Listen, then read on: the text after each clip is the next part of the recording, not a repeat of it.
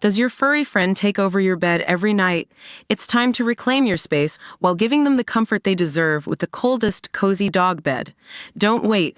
Check out the link in the video description to buy now on Amazon. Sir Keir Starmer has rounded out a mammoth first day as Prime Minister on the international stage, glad-handing with fellow world leaders, including England's Dutch Euro 2024 rival. The Prime Minister arrived in Washington this morning for the annual NATO summit, supported by his charming wife Victoria, as he quickly faced the first major row of his premiership on Labour's commitment to defence spending. Questions were raised after a senior defence minister suggested the new government may not set a target on defence spending until after it has completed a review of the armed forces, which could take a year. Despite the ongoing trepidation on this commitment, the newly elected PM continued to urge other European nations to increase their defence spending and stressed his commitment to Ukraine. The summit will be attended by 23 EU countries and is expected to provide a really important window of opportunity to make progress on building new relations for Sir Keir. He kicked off this frenzy of meetings with German Chancellor Olaf Scholz,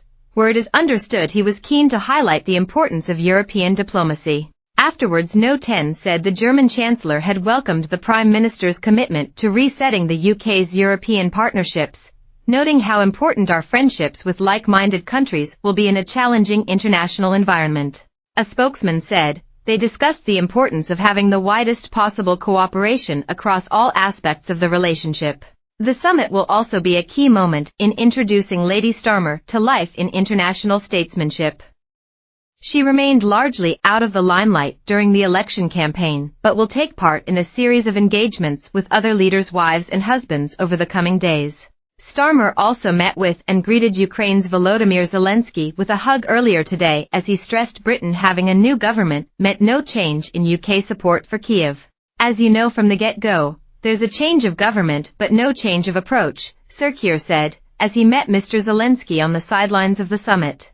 Defense Secretary John Healey and Foreign Secretary David Lammy joined the Prime Minister with officials and the Ukrainian delegation around a table. Thank you again that you are with us from the very beginning of the war, Mr. Zelensky said, as he thanked Sir Keir for his words. Speaking after the meeting, the PM said it was really important for him to affirm Britain's continued support for Ukraine in a face-to-face meeting with Mr. Zelensky. Following this, the paper reported that the UK is also pushing the EU not to seek to replace NATO with a new internal defence pact. During a meeting with Macron on European security, the French president is understood to have suggested that a pact with the UK be created to reduce their reliance on the US. The collection of world leaders also all had to pose up for a series of grip and grin photos to mark the 75th year of the annual event. He even managed to squeeze in a bit of time to watch England beat the Netherlands in the Euro semi-final with the Dutch PM. Starmer jumped for joy after Kane penalty goal, before turning to Dick Schoof and shaking his hand. Posting the moment on X, he wrote, "Picked the right moment to pop out from NATO meetings and check the score." As NATO confirmed, the newly elected PM will attend the final in Berlin on Sunday, before he jetted off to the Oval Office in the White House to meet President Biden, in their first face-to-face talks, who told him football's coming home. Speaking to reporters in the Oval Office, the pair were asked, "Is football coming home?" "It looks like it," Sir Keir answered, to which Mr. Biden added, "It's all because of the Prime Minister."